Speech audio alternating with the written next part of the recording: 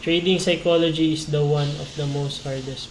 So, what's up mga boss? Yan, ito na si Professor FX, no? Kung how do you control your emotion after yung losing streak daw. So, yung advice ko lang dyan mga boss, no, is huwag kayo magtingin sa chart. Kasi yung psychological nyo kasi dyan is damage pa ba. So, yung anticipating nyo dyan sa mind nyo is gusto nyo bawiin yung loss nyo, yung loss streak nyo. What if, dami na nagapasok sa mind nyo na, what if mag-trade ako, all in lang. What if mag-trade ulit ako ng 2% lang. So, madaming basement ba?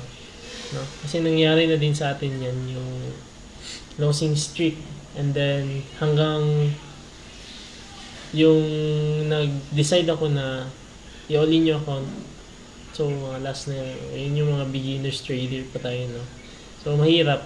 So, yung lesson learned ko din doon is discipline na huwag tingin sa chart. Bukas na ulit. So, nandyan lang yung market kasi mga boss, hindi yung mawala. May mga magandang opportunities, no? Mga next day or next week